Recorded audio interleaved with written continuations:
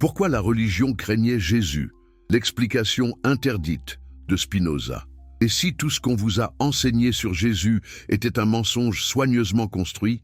Et si la plus grande menace pour le pouvoir religieux n'était pas son message divin, mais précisément le contraire? Il y a plus de 3 siècles, un philosophe hérétique a osé révéler ce que les institutions religieuses ont caché pendant des millénaires. Jésus n'était pas dangereux parce qu'il était le Fils de Dieu, mais parce qu'il a prouvé que Dieu était en chacun de nous. Baruch Spinoza a payé le prix ultime pour cette vérité. Excommunié à 23 ans, persécuté toute sa vie, ses livres brûlés sur les places publiques d'Europe. Mais son explication sur pourquoi la religion craignait Jésus est si révolutionnaire qu'aujourd'hui encore, elle reste interdite dans les cercles théologiques conservateurs. Cette vérité est tellement explosive qu'elle pourrait faire s'effondrer des siècles de dogmes et de structures de pouvoir. Mais avant d'aller plus loin, si vous aimez les histoires qui transforment votre vision du monde, n'oubliez pas de vous abonner à la chaîne pour ne manquer aucun contenu exclusif. Et dites-moi dans les commentaires de quel pays vous regardez cette vidéo et à quelle heure vous la découvrez. Si vous êtes sur mobile, donnez un coup de pouce à cette vidéo. Ça aide énormément à la faire découvrir à plus de personnes qui cherchent la vérité. Préparez-vous à un voyage qui va bouleverser tout ce que vous pensiez savoir sur le christianisme, le pouvoir et la liberté spirituelle. Car l'histoire que vous allez découvrir n'est pas enseignée dans les églises, ni dans la plupart des universités. C'est l'histoire d'un homme qui a compris Dieu d'une manière si profonde que cela menaçait l'existence même des institutions religieuses. Et c'est l'histoire d'un philosophe qui, 2000 ans plus tard, a eu le courage de dire la vérité que personne n'osait prononcer. Vous êtes prêts? Alors, commençons ce voyage dans les profondeurs de l'histoire interdite. L'homme de Nazareth, avant qu'il ne réécrive son histoire. Qui était vraiment Jésus, avant que les conciles ne décident qui il devait être? Avant que les empereurs ne transforment son message en outil de contrôle? Avant que des millions de pages de théologie ne recouvrent l'homme réel sous des couches de mythologie dorée? Imaginez la Palestine du 1er siècle. Une terre sous occupation romaine brutale, où chaque jour apporte son lot d'humiliations, de taxes écrasantes et de violences arbitraires. Les soldats romains patrouillent les rues de Jérusalem, leurs épées prêtes à trancher toute velléité de révolte. Le temple, censé être la maison de Dieu, est devenu une entreprise commerciale où les prêtres collaborent avec l'occupant pour maintenir leur pouvoir et leur richesse. Dans ce contexte explosif apparaît un jeune rabbin itinérant nommé Yeshua ben Yosef. Pas le Jésus aux cheveux blonds et aux yeux bleus des peintures européennes, non. Un juif du Moyen-Orient, avec la peau brunie par le soleil de Galilée, les mains calleuses d'un charpentier, parlant araméen avec l'accent caractéristique du Nord. Un homme qui connaît intimement la Torah et le Talmud, qui a étudié avec les rabbis de son temps, qui débat avec passion dans les synagogues. Mais quelque chose le distingue radicalement des autres enseignants religieux de son époque. Alors que les pharisiens accumulent des règles sur des règles, construisant des murs de loi entre l'homme et Dieu, Jésus fait l'inverse. Il démantèle ces barrières. Il mange avec les prostituées et les collecteurs d'impôts. Il touche les lépreux que la loi déclare impurs. Il ose guérir le jour du sabbat, défiant ouvertement les autorités religieuses qui contrôlent chaque aspect de la vie juive. Pourquoi fait-il cela? Est-ce simplement de la provocation? De la rébellion adolescente contre l'establishment? Non, c'est bien plus profond et bien plus dangereux. Jésus enseigne quelque chose de révolutionnaire. Que Dieu n'est pas là-haut dans les cieux, distants et inaccessibles, nécessitant des prêtres comme intermédiaires. Il dit « Le royaume de Dieu est en vous, pas au ciel, pas dans le temple, pas après la mort, en vous, maintenant, toujours. » Comprenez-vous ce que cela signifie? C'est un coup de dynamite dans les fondations mêmes du système religieux. Si Dieu est directement accessible à chacun, pourquoi auriez-vous besoin de sacrifier des animaux au temple? Pourquoi payer les prêtres pour intercéder en votre faveur? Pourquoi suivre des centaines de règles rituelles qui n'ont rien à voir avec l'éthique ou la compassion? Les autorités religieuses de l'époque comprennent immédiatement la menace. Ce n'est pas juste un autre prophète qui appelle au repentir. C'est un homme qui détruit leur modèle économique, leur raison d'être, leur pouvoir même. Car si les gens découvrent qu'ils peuvent accéder à Dieu directement, toute la hiérarchie sacerdotale devient obsolète. Mais Jésus va encore plus loin. Il ne se contente pas de critiquer le système, il vit une alternative radicale. Il crée une communauté où les femmes sont des disciples égaux aux hommes, impensable dans la société patriarcale de l'époque, où les riches sont invités à tout donner aux pauvres, inversant complètement l'ordre social, où l'amour de l'ennemi remplace la loi du talion, où le dernier sera le premier et le premier sera le dernier. Regardez ces paraboles avec des yeux neufs. Le bon samaritain n'est pas une gentille histoire morale, c'est une bombe politique. Les samaritains étaient considérés comme des hérétiques par les juifs orthodoxes, en faisant d'un samaritain le héros de l'histoire, alors que le prêtre et le lévite passent leur chemin. Jésus dit essentiellement que la compassion authentique vaut plus que l'orthodoxie religieuse, que l'hérétique qui agit avec amour est plus proche de Dieu que le prêtre qui respecte tous les rituels, mais ignore la souffrance humaine. La parabole des ouvriers de la dernière heure est encore plus subversive. Tous reçoivent le même salaire, qu'ils aient travaillé toute la journée ou une seule heure. C'est une attaque frontale contre l'idée de mérite religieux, contre le système de récompense et de punition que les prêtres utilisent pour contrôler le peuple. Dieu, dit Jésus, ne fonctionne pas comme un comptable cosmique qui calcule vos bonnes et mauvaises actions. Et que dire de son attitude envers la pureté rituelle? Les lois de pureté étaient au cœur du judaïsme du Second Temple, créant des frontières strictes entre le pur et l'impur, le sacré et le profane. Ces lois donnaient un pouvoir immense aux prêtres, qui seuls pouvaient déterminer qui était pur et qui ne l'était pas, qui pouvait entrer au temple et qui en était exclu. Jésus pulvérise ce système. Il déclare que rien de ce qui entre dans l'homme ne peut le souiller, mais que c'est ce qui sort de son cœur qui compte. Avec une seule phrase, il rend obsolète toute l'industrie de la pureté rituelle. Plus besoin de sacrifices d'animaux pour se purifier. Plus besoin de bains rituels complexes. Plus besoin de prêtres pour vous dire si vous êtes acceptable aux yeux de Dieu. Imaginez l'impact de ce message sur les gens ordinaires. Des fermiers et des pêcheurs qui avaient été conditionnés toute leur vie à se sentir indignes, impurs, éloignés de Dieu à cause de leur métier ou de leur statut social. Voilà qu'un rabbin leur dit « Vous n'avez besoin de personne pour vous connecter à Dieu. Le divin est déjà en vous. Vous êtes déjà purs, vous êtes déjà aimés. C'est libérateur, c'est exaltant, c'est dangereux. Car si ce message se répand, que devient le temple avec ses sacrifices quotidiens qui génèrent des fortunes? Que devient la hiérarchie sacerdotale avec ses vêtements somptueux et ses privilèges? Que devient tout le système complexe de lois et de traditions qui donne du pouvoir à certains sur les autres? Les évangiles nous disent que les autorités religieuses cherchaient un moyen de le faire mourir. Bien sûr qu'elles le cherchaient. Jésus ne proposait pas une réforme du système, il en proposait la dissolution complète. Il ne voulait pas améliorer le temple, il voulait le rendre inutile. Il ne critiquait pas les prêtres pour corriger leurs erreurs. Il montrait par son exemple même qu'ils n'avaient aucune raison d'exister. Mais voilà le paradoxe fascinant. Jésus lui-même était profondément religieux. Il priait constamment. Il citait les Écritures, il respectait la Torah dans son essence. Alors comment pouvait-il être à la fois si religieux et si menaçant pour la religion? C'est là que nous devons faire une distinction cruciale, celle-là même que Spinoza élaborera plus tard avec une clarté philosophique implacable, la différence entre spiritualité authentique et religion institutionnelle. Jésus incarnait la première et menaçait la seconde. La spiritualité authentique est une expérience directe du sacré, une transformation intérieure, une expansion de la conscience et de la compassion. Elle ne nécessite pas d'intermédiaire, pas de rituels obligatoires, pas de hiérarchie de pouvoir. C'est ce que Jésus vivait et enseignait. La religion institutionnelle, en revanche, est une structure de pouvoir qui se construit autour de la spiritualité, mais qui souvent la trahit. Elle crée des frontières. Qui est dedans et qui est dehors, qui est pur et qui est impur, qui est sauvé et qui est damné.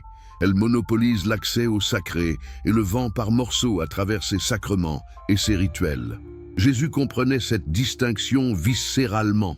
C'est pourquoi il pouvait passer des nuits entières en prière solitaire, communiant directement avec ce qu'il appelait le Père, tout en dénonçant les pharisiens comme des sépulcres blanchis et en chassant les marchands du temple avec un fouet.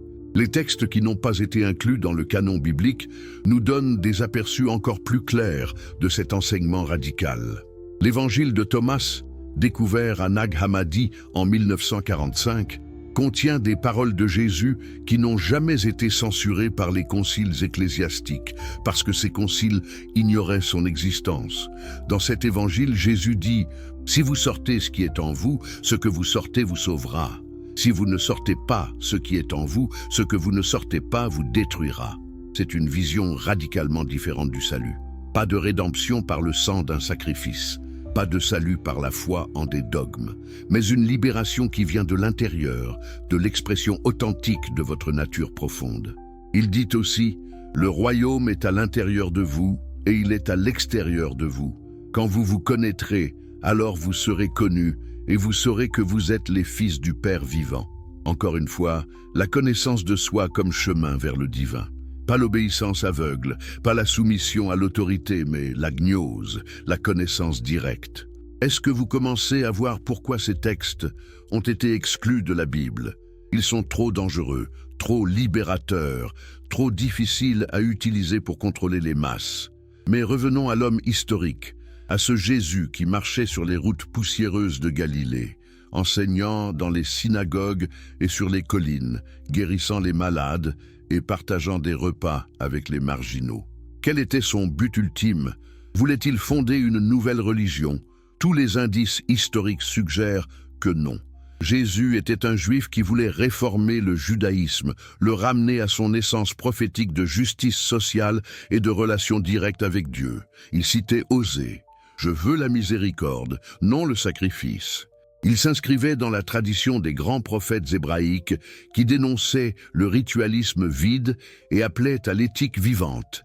Mais son message était si radical, si menaçant pour les structures de pouvoir existantes, qu'il devait aboutir soit à une révolution complète, soit à son élimination physique. Nous connaissons l'issue. Pourtant, même sa mort révèle la nature de sa menace. Il n'a pas été tué par les Romains pour insurrection politique, même si c'est l'accusation officielle. Les Romains ont crucifié des milliers de rebelles juifs, et l'histoire n'a retenu aucun de leurs noms. Si Jésus n'avait été qu'un autre zélote appelant à la révolte armée, il aurait été oublié en une génération. Non, Jésus a été tué parce que les autorités religieuses l'ont livré à Pilate. Ce sont les prêtres qui ont orchestré son arrestation, qui ont tenu un procès nocturne illégal, qui ont manipulé la foule pour demander sa crucifixion. Pilate, selon les évangiles, ne voulait même pas le condamner. Il s'est lavé les mains, geste symbolique, montrant qu'il considérait cette affaire comme une querelle religieuse interne aux Juifs. Pourquoi les prêtres voulaient-ils sa mort avec tant d'urgence? Parce qu'ils minaient les fondations mêmes de leur autorité. Chaque parole qu'il prononçait, chaque acte qu'il posait, disait aux gens « Vous n'avez pas besoin d'eux. Vous pouvez aller directement à Dieu. Vous êtes déjà complet. Vous êtes déjà divin. » C'est le message le plus dangereux qu'on puisse prononcer dans une théocratie. C'est pourquoi Jésus devait mourir, non pas parce qu'il était trop divin, mais parce qu'il affirmait que tout le monde l'était. Et maintenant, la grande ironie de l'histoire, qu'ont fait ses disciples après sa mort? La transformation la plus tragique de l'histoire. Que s'est-il passé dans les décennies et les siècles qui ont suivi la crucifixion? Comment le message d'un rabbin juif qui prêchait l'accès direct à Dieu est-il devenu une religion institutionnelle massive avec des papes, des évêques, des cathédrales et une bureaucratie ecclésiastique rivale des empires? C'est peut-être la transformation la plus tragique et la plus ironique de toute l'histoire humaine. L'homme qui menaçait la religion organisée est devenu le fondateur de la plus grande organisation religieuse du monde. Le prophète qui déclarait inutiles les intermédiaires entre l'homme et Dieu est devenu lui-même l'intermédiaire ultime et obligatoire. Comment cela a-t-il pu arriver? Était-ce inévitable ou s'agit-il d'une trahison délibérée de son message originel? Pour comprendre cette transformation, nous devons examiner les premiers siècles du christianisme avec l'œil critique d'un historien, pas avec la foi d'un croyant. Et c'est exactement ce que Spinoza fera au XVIIe siècle, devenant le premier à appliquer une méthode historico-critique rigoureuse aux textes sacrés. Dans les premières années après la crucifixion, ce qu'on appellera plus tard le christianisme n'était qu'une secte juive parmi d'autres. Les disciples de Jésus, tous juifs, continuaient à fréquenter le temple, à observer le sabbat, à suivre les lois alimentaires. Ils se considéraient comme des juifs qui avaient reconnu le Messie, pas comme les membres d'une nouvelle religion. Mais rapidement, des tensions ont émergé. Pierre et Jacques, le frère de Jésus, voulaient maintenir le mouvement dans le cadre du judaïsme. Ils insistaient sur la circoncision et l'observance de la Torah pour tous les disciples. Le message de Jésus, selon eux, s'adressait d'abord et avant tout aux Juifs. Puis arrive Paul de Tarse, et tout change. Paul, qui n'a jamais rencontré Jésus de son vivant, qui a même persécuté les premiers disciples, a une vision mystique sur le chemin de Damas et se convertit. Mais le christianisme de Paul est radicalement différent de celui de Pierre et Jacques. Pour Paul, Jésus n'est plus simplement un prophète ou le Messie juif. Il devient le Christ cosmique, le Fils de Dieu incarné, dont la mort et la résurrection ont une signification universelle pour toute l'humanité. Le salut ne vient plus de l'observance de la loi, mais de la foi en Christ. Les gentils peuvent rejoindre le mouvement sans devenir juifs. C'est un coup de génie marketing, si on peut dire. En universalisant le message et en supprimant les barrières d'entrée, Paul ouvre le christianisme au monde gréco-romain entier. En quelques décennies, des communautés chrétiennes apparaissent dans tout l'Empire romain, de Rome à Alexandrie. Mais qu'est-ce qui s'est perdu dans cette universalisation? Le Jésus historique, le rabbin juif avec son message d'expérience spirituelle directe, commence à disparaître derrière le Christ de la foi, une figure théologique de plus en plus abstraite. Paul n'écrit presque rien sur les enseignements de Jésus. Ses lettres, qui sont les textes les plus anciens du Nouveau Testament, se concentrent sur la signification de la mort et de la résurrection du Christ, pas sur ce que Jésus a réellement dit ou fait. Les paraboles, les guérisons, les controverses avec les pharisiens, tout cela est secondaire pour Paul. Ce qui compte, c'est le sacrifice rédempteur. Voyez-vous ce qui se passe? Déjà, dans la première génération, le message commence à se transformer. De Dieu est accessible directement à travers l'expérience mystique et la pratique éthique, à vous être sauvés par la foi en la mort sacrificielle de Jésus. Et cette transformation sert parfaitement les intérêts d'une religion naissante qui cherche à s'organiser. Car l'expérience mystique directe est dangereusement démocratique. Chacun peut la revendiquer. Comment contrôler une communauté si chaque membre prétend avoir un accès direct au divin? Mais la foi en un événement historique spécifique, interprété de manière spécifique, voilà quelque chose qui peut être régulé. On peut définir l'orthodoxie. Voici la bonne interprétation, voici les hérésies. On peut créer une hiérarchie. Voici ceux qui sont autorisés à enseigner la vraie foi. Voici ceux qui dévient. On peut construire une institution. Au IIe siècle, ce processus s'accélère. Ignace d'Antioche écrit des lettres insistant sur l'autorité absolue de l'évêque. Sans l'évêque, dit-il, il ne peut y avoir d'eucharistie valide, de baptême valide, d'église valide. La hiérarchie ecclésiastique commence à se cristalliser. Irénée de Lyon lutte contre les gnostiques, ces chrétiens qui, comme les premiers disciples, mettent l'accent sur la connaissance intérieure et l'expérience directe du divin. Irénée les déclare hérétiques et établit le concept de succession apostolique. Seuls les évêques, qui peuvent tracer leur lignée jusqu'aux apôtres, ont l'autorité d'enseigner la vraie foi. Tertullien formule le concept de Trinité et commence à établir des formules doctrinales rigides. Origène d'Alexandrie développe une théologie systématique complexe. Petit à petit, le christianisme spontané et chaotique des premiers temps devient une religion avec des dogmes définis, des rituels standardisés, une hiérarchie claire. Mais le vrai tournant arrive en 313 après Jésus-Christ, quand l'empereur Constantin se convertit au christianisme. Du jour au lendemain, la religion des persécutés devient la religion de l'Empire. Et c'est là que la trahison du message originel de Jésus devient totale et irréversible. Constantin ne se convertit pas par illumination spirituelle soudaine. Il voit dans le christianisme un outil parfait pour unifier son empire fragmenté.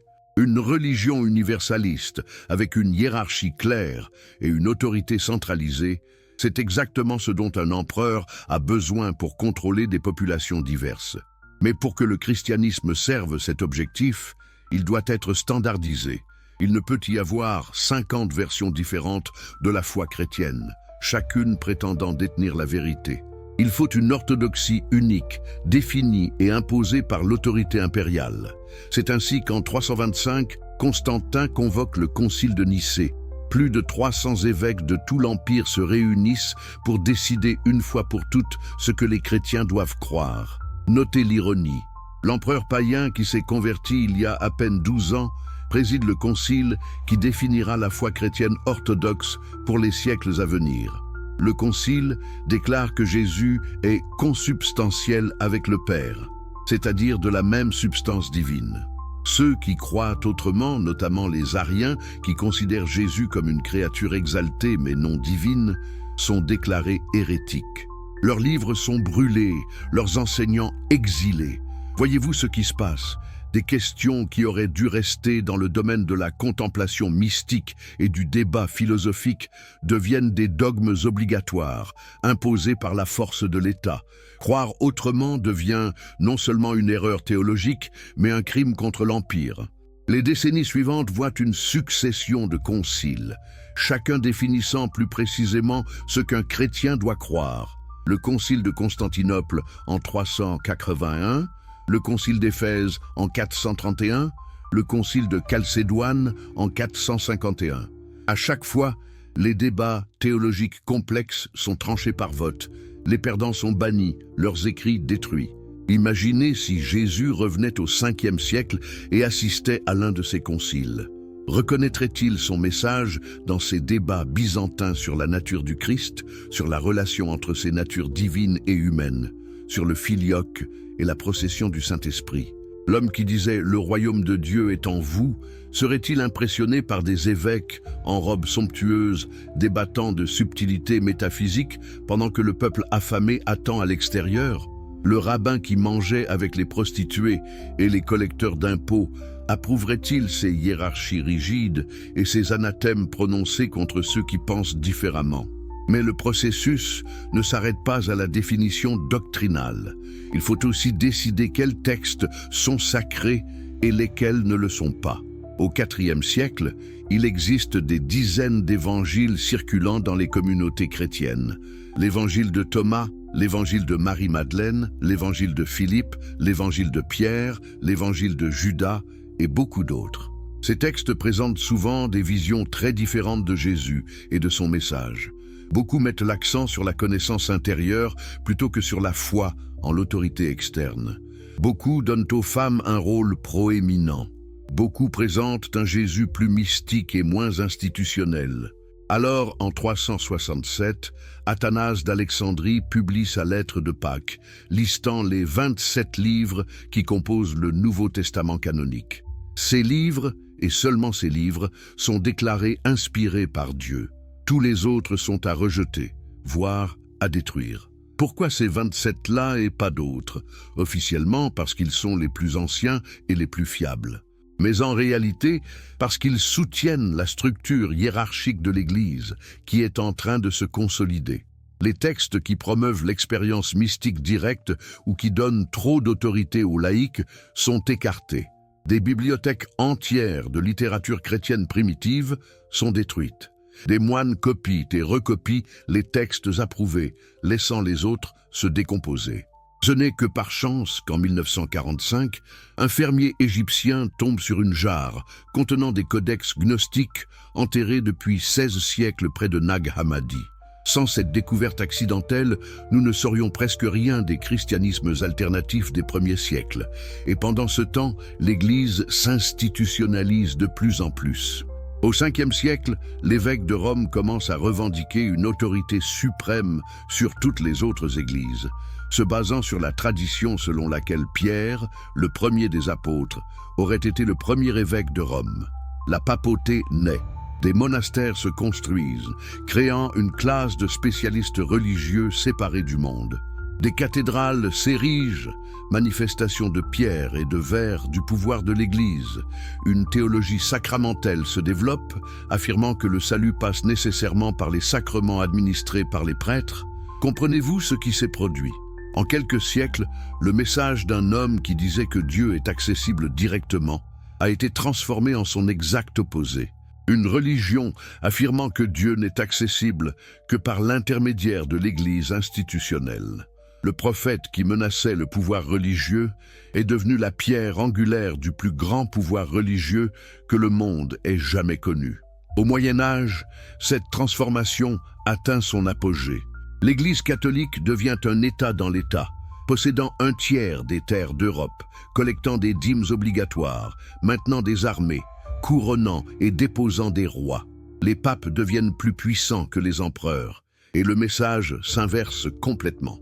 Jésus disait « Le royaume de Dieu est en vous ». L'Église dit « Hors de l'Église, point de salut ». Jésus montrait que Dieu aime les pécheurs et les marginaux. L'Église crée l'Inquisition pour brûler les hérétiques. Jésus chassait les marchands du temple. L'Église vend des indulgences, transformant littéralement le pardon de Dieu en transaction commerciale. Martin Luther, au XVIe siècle, se révoltera contre ces abus et déclenchera la réforme protestante. Mais même Luther, malgré son appel au retour aux Écritures, ne questionnera pas les dogmes fondamentaux établis par les conciles du IVe siècle. Le Jésus historique reste enterré sous des siècles de théologie. C'est dans ce contexte qu'apparaît Baruch Spinoza au XVIIe siècle. Et ce qu'il va faire est si radical, si révolutionnaire, que même aujourd'hui, 4 siècles plus tard, son œuvre reste largement censurée ou mal comprise. Le philosophe qui osa tout remettre en question Amsterdam, 1656. Dans la synagogue portugaise, devant l'arche contenant les rouleaux de la Torah, les rabbins prononcent le hérem, l'excommunication la plus sévère du judaïsme. La cible, un jeune homme de 23 ans nommé Baruch Spinoza. Les mots du hérem sont terrifiants. Par le jugement des anges et des saints, nous excommunions, expulsons, maudissons et exécrons Baruch Spinoza. Maudit soit-il le jour et maudit la nuit. Maudit soit-il quand il se couche et maudit quand il se lève. Maudit soit-il quand il sort et maudit quand il entre. Que Dieu ne lui pardonne jamais. Que la colère et le déplaisir de Dieu s'enflamment contre cet homme et apportent sur lui toutes les malédictions écrites dans le livre de la loi. Que son nom soit effacé de ce monde et à jamais. Qu'est-ce qui peut pousser une communauté à prononcer une telle malédiction contre l'un de ses jeunes membres les plus brillants? Quel crime Spinoza a-t-il commis pour mériter une condamnation plus sévère que celle des voleurs, des meurtriers, des apostates ordinaires? Son crime, il a osé penser par lui-même. Il a osé appliquer la raison au texte sacré. Il a osé questionner ce que personne n'avait le droit de questionner. Mais qui était vraiment cet homme? D'où venait-il? Et pourquoi ses idées étaient-elles si dangereuses qu'elles effrayaient non seulement les rabbins juifs, mais aussi les théologiens chrétiens de toutes les confessions? Baruch Spinoza est né à Amsterdam en 1632 dans une famille de juifs séfarades qui avaient fui l'Inquisition portugaise. Ses ancêtres avaient été des maranes, des juifs forcés à se convertir au christianisme en public tout en pratiquant le judaïsme en secret. Quand ils atteignirent la Hollande, seul pays d'Europe relativement tolérant à l'époque, ils purent enfin pratiquer leur foi ouvertement.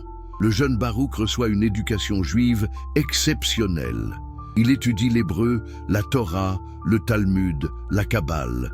Il est considéré comme un prodige, destiné à devenir peut-être un grand rabbin. Mais il étudie aussi le latin, la philosophie grecque, les sciences modernes. Et c'est là que les problèmes commencent. car Spinoza commence à poser des questions inconfortables. Si Dieu est bon et omnipotent, pourquoi permet-il le mal?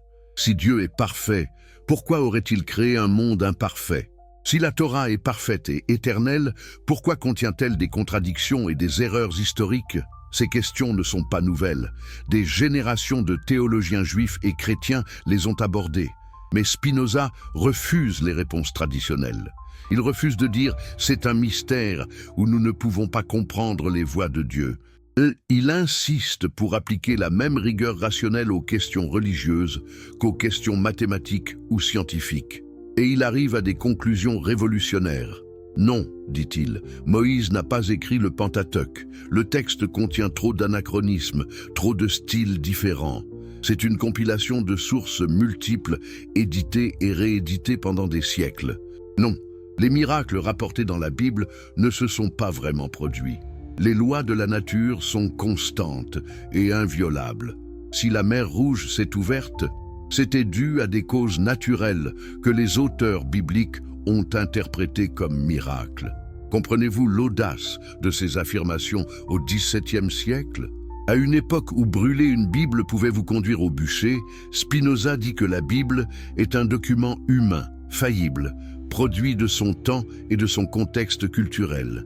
À une époque où nier les miracles vous faisait excommunier, Spinoza dit que les lois naturelles ne souffrent aucune exception, mais il va encore plus loin.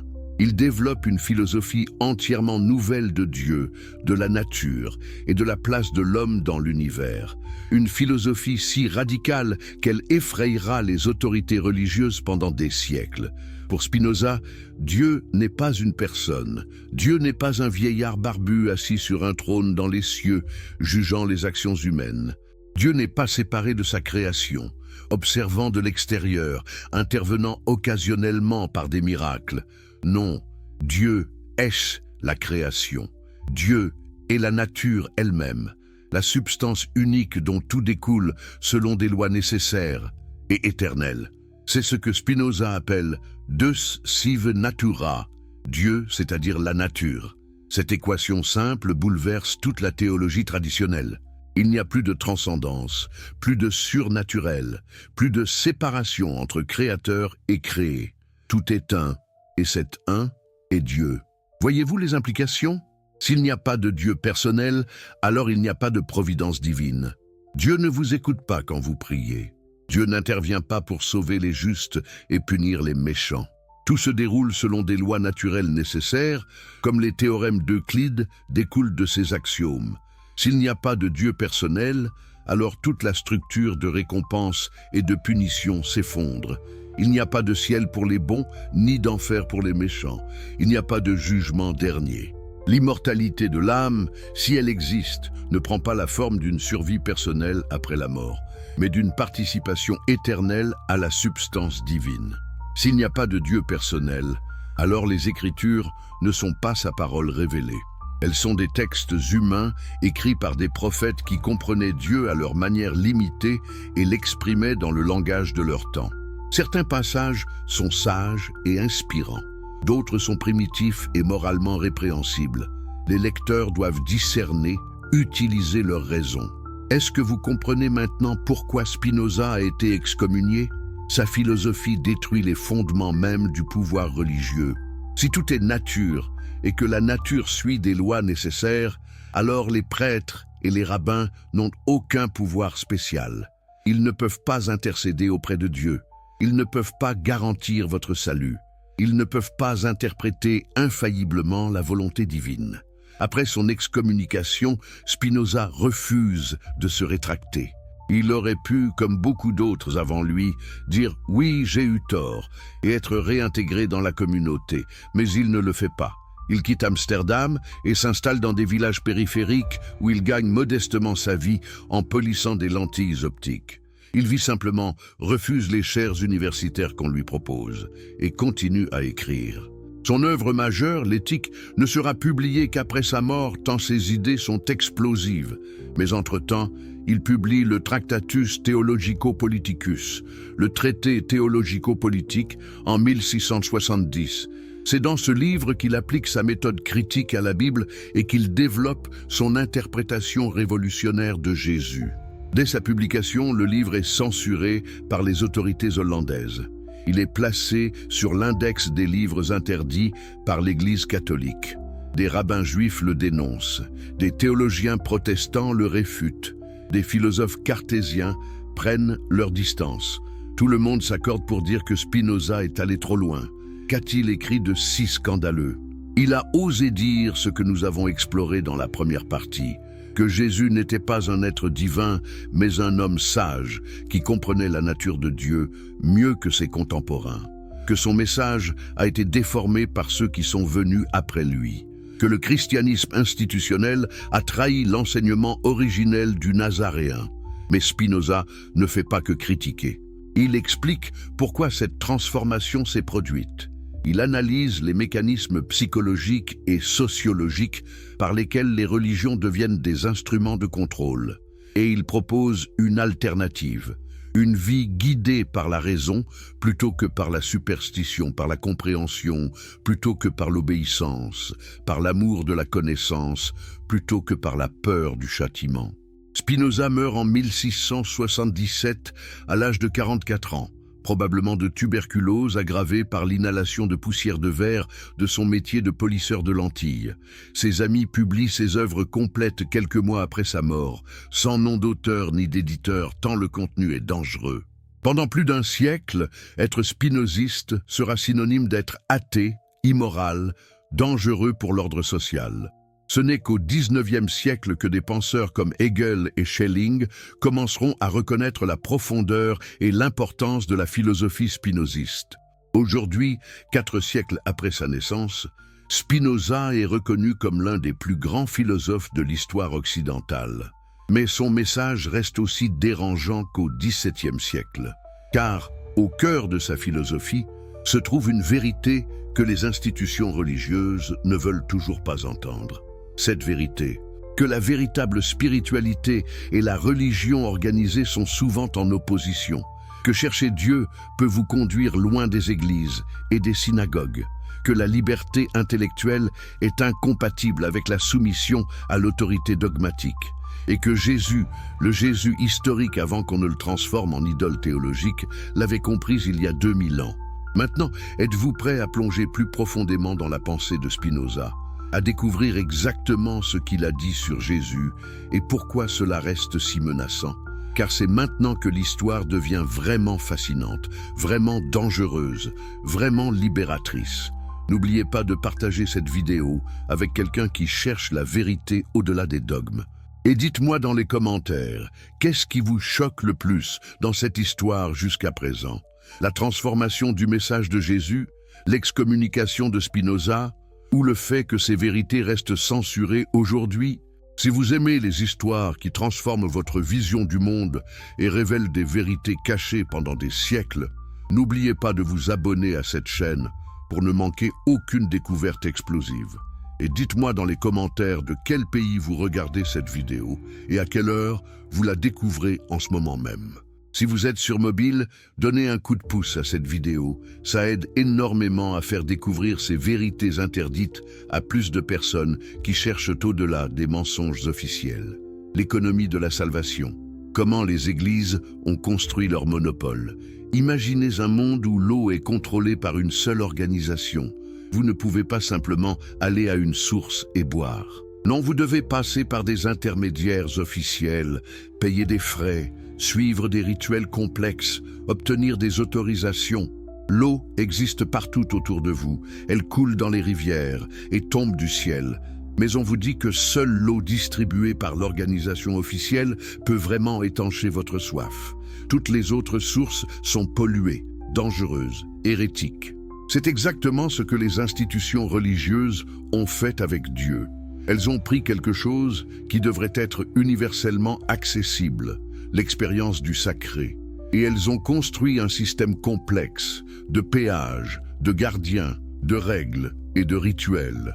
Elles ont transformé la spiritualité en économie, la grâce en marchandise, le salut en transaction commerciale. Mais comment ce système s'est-il développé?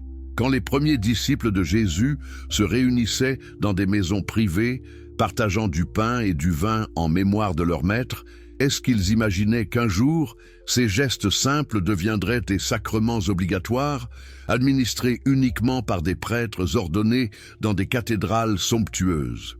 Est-ce qu'ils prévoyaient qu'une bureaucratie ecclésiastique rivaliserait avec les empires terrestres? Au IIe et IIIe siècle, alors que le christianisme se répandait dans l'Empire romain, les communautés chrétiennes commençaient à s'organiser. C'était nécessaire, compréhensible même. Comment maintenir la cohésion d'un mouvement qui s'étendait de la Bretagne à la Mésopotamie sans une certaine structure? Mais regardez ce qui s'est passé. Les repas communautaires simples sont devenus l'Eucharistie, un rituel sacré où le pain et le vin sont transformés littéralement en corps et sang du Christ. Qui peut accomplir cette transformation miraculeuse? Seulement les prêtres ordonnés qui ont reçu un pouvoir spécial par l'imposition des mains d'un évêque qui lui-même a été ordonné dans une lignée remontant aux apôtres. Voyez-vous le mécanisme? On crée un pouvoir surnaturel, puis on affirme que seuls certains individus spécialement consacrés peuvent l'exercer. Du coup, ces individus deviennent indispensables. Vous ne pouvez pas accéder à Dieu sans eux. Vous ne pouvez pas recevoir le corps du Christ sans eux. Vous ne pouvez pas être sauvé sans eux. Le baptême suit la même logique. Au début, c'était un rituel d'initiation simple, pratiqué dans les rivières comme Jean-Baptiste l'avait fait. Mais graduellement, il devient un sacrement complexe. On développe toute une théologie du péché originel. Chaque enfant naît dans un état de damnation à cause du péché d'Adam et Ève. Sans le baptême, administré par un prêtre selon des formules précises, l'enfant ira en enfer, ou au moins dans les limbes. Pensez à la terreur que cela créait chez les parents. Votre bébé meurt avant d'être baptisé. Son âme est perdue pour l'éternité. Quel parent prendrait ce risque? Donc vous devez amener votre enfant à l'église, payer les frais du baptême, vous soumettre à l'autorité du prêtre. Le sacrement devient une arme de contrôle social. La confession est peut-être le mécanisme le plus insidieux. Au quatrième concile du Latran en 1215, l'Église catholique rend obligatoire la confession annuelle de tous les péchés à un prêtre. Comprenez-vous ce que cela signifie? Chaque chrétien doit révéler ses pensées les plus intimes, ses désirs secrets, ses transgressions cachées à un représentant de l'Église. Le prêtre devient le dépositaire des secrets de toute la communauté. Et le prêtre seul peut accorder l'absolution, le pardon de Dieu. Encore une fois, Dieu est derrière un mur et le prêtre contrôle la porte. Vous voulez être pardonné? Vous devez passer par lui, suivre ses instructions, accepter la pénitence qu'il impose. Pensez au pouvoir que cela donne au clergé. Ils connaissent tous vos secrets. Ils contrôlent votre accès au pardon divin. Ils peuvent vous refuser l'absolution, vous excommunier, vous condamner à l'enfer. Dans une société où tout le monde croit littéralement en l'enfer éternel, c'est un pouvoir terrifiant. Le mariage devient un sacrement au XIIe siècle. Avant cela, c'était une affaire privée entre familles. Mais l'Église décide que pour qu'un mariage soit valide, il doit être béni par un prêtre. Soudain, l'Église contrôle qui peut se marier avec qui, dans quelles circonstances, selon quelles règles. Elle peut annuler des mariages, déclarer des enfants illégitimes, briser des alliances politiques. L'extrême onction transforme même la mort en sacrement. Mourir sans les derniers rites d'un prêtre signifie risquer la damnation éternelle. Alors, les mourants appellent désespérément le prêtre, lui promettent des terres, de l'argent, n'importe quoi pour recevoir l'absolution finale. Est-ce que vous voyez le système complet maintenant? De la naissance à la mort, chaque moment crucial de la vie humaine est médiatisé par l'Église. Naissance, baptême, passage à l'âge adulte, confirmation, mariage, sacrement du mariage, transgression, confession, vocation religieuse, ordination, maladie grave, extrême onction. Et à chaque étape, vous devez payer. Des frais pour le baptême, pour le mariage, pour les messes, pour les indulgences. Ah oui, les indulgences. C'est peut-être l'expression la plus flagrante de la transformation de la spiritualité en commerce. L'idée se développe au Moyen Âge. Même après la confession et l'absolution, Vous devez purger une peine temporelle pour vos péchés, soit dans cette vie par la pénitence, soit après la mort au purgatoire. Mais l'Église, dans sa miséricorde, peut réduire cette peine en accordant des indulgences. Au début, les indulgences sont accordées pour des actes pieux, pèlerinage, prières, œuvres de charité. Mais rapidement, elles deviennent une source de revenus. Au XVIe siècle, le pape Jules II et son successeur Léon X vendent des indulgences pour financer la construction de la basilique Saint-Pierre à Rome. Des vendeurs d'indulgences parcourent l'Europe, promettant le pardon des péchés en échange d'argent sonnant. Johann Tetzel, le vendeur d'indulgences le plus célèbre, avait un slogan commercial. Dès que l'argent teinte dans le coffre, l'âme s'envole du purgatoire. Littéralement, payer pour libérer les âmes. Le salut devient une transaction financière. C'est cet abus qui pousse Martin Luther à clouer ses 95 thèses sur la porte de l'église de Wittenberg en 1517. Luther est scandalisé que l'église vende ce qui devrait être gratuit. Le vrai trésor de l'Église, écrit-il, c'est le saint évangile de la gloire et de la grâce de Dieu, pas les coffres remplis d'argent des indulgences. Mais même Luther, malgré sa protestation courageuse, ne remet pas en question le système fondamental. Il rejette les indulgences, mais maintient les sacrements. Il critique le pape, mais établit de nouvelles autorités ecclésiastiques protestantes. Il traduit la Bible en allemand pour que le peuple puisse la lire, mais interprète lui-même ce qu'elle signifie et condamne ceux qui lisent différemment. Car le vrai problème n'est pas les abus spécifiques comme les indulgences. Le vrai problème est le système entier qui place des intermédiaires entre l'individu et le divin. Et ce système existe dans toutes les religions organisées, pas seulement le christianisme. Dans le judaïsme du Second Temple, vous ne pouviez pas offrir un sacrifice vous-même. Vous deviez acheter un animal des marchands du temple, le faire inspecter par les prêtres, payer pour le sacrifice. Les prêtres seuls pouvaient entrer dans le Saint des Saints. Les prêtres seuls pouvaient prononcer le nom ineffable de Dieu. Les prêtres seuls pouvaient intercéder pour le peuple. Dans l'islam, bien qu'il n'y ait théoriquement pas de clergé, des hiérarchies se sont rapidement développées. Les ulémas, les érudits religieux, deviennent les gardiens de l'orthodoxie. Ils interprètent le Coran et la Sunna, émettent des fatwas, décident ce qui est halal et haram. Les soufis qui cherchent l'expérience directe de Dieu sont souvent persécutés par les autorités religieuses orthodoxes. Dans l'hindouisme, les brahmanes maintiennent leur statut en tant que seuls autorisés à accomplir certains rituels. Dans le bouddhisme, malgré l'enseignement original du Bouddha sur l'autolibération, des hiérarchies monastiques complexes se développent. Le modèle se répète encore et encore.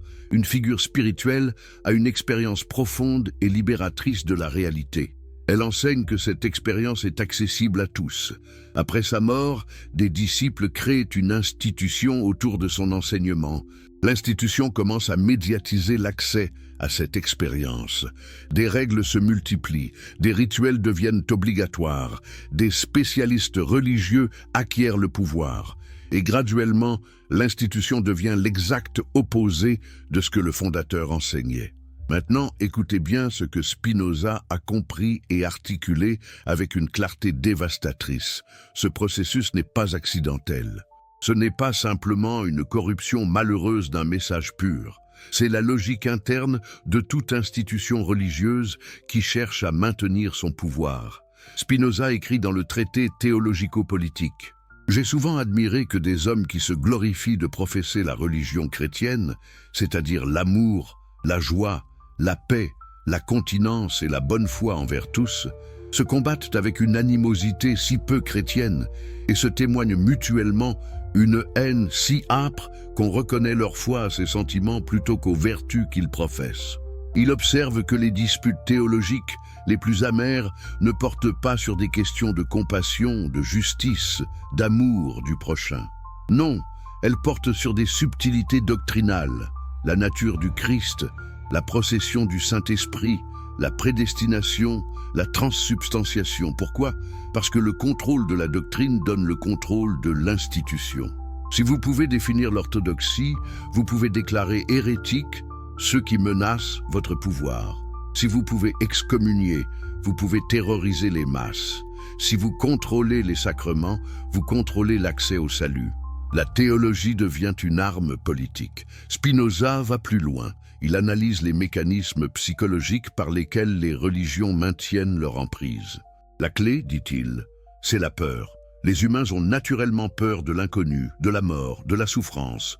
Les religions exploitent cette peur. Elles promettent la sécurité, mais seulement si vous obéissez. Elles menacent de punitions terribles si vous désobéissez.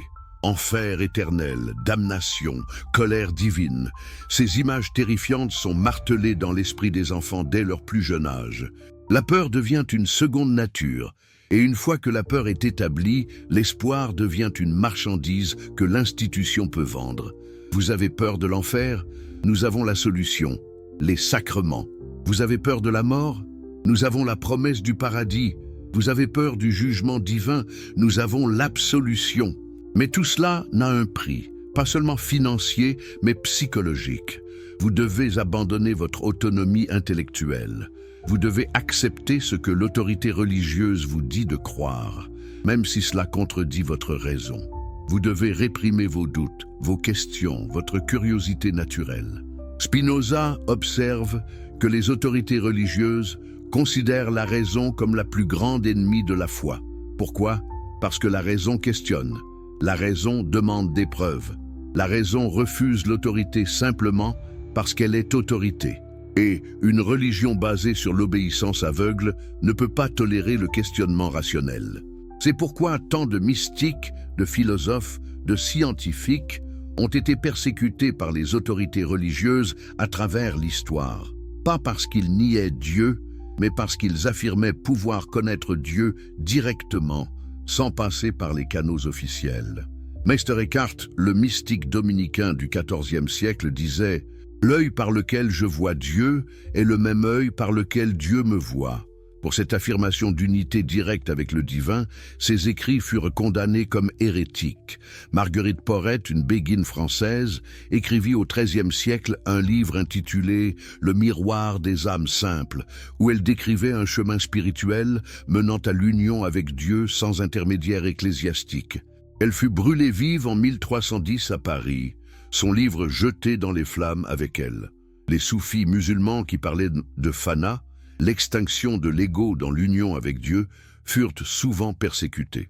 Al-Hallaj fut exécuté en 922 à Bagdad pour avoir dit « Ana al-Haq », je suis la vérité, une affirmation de réalisation spirituelle que les autorités religieuses considéraient comme blasphème. Voyez-vous le modèle? Chaque fois que quelqu'un affirme l'accès direct au divin, les institutions religieuses se sentent menacées. Car si vous pouvez trouver Dieu par vous-même, pourquoi auriez-vous besoin de prêtres, de rituels, de dogmes? Toute la structure de pouvoir s'effondre. Et c'est exactement ce que Jésus enseignait. Pas l'obéissance à l'autorité religieuse, mais l'expérience directe du divin. Pas la peur du jugement, mais l'amour inconditionnel de Dieu.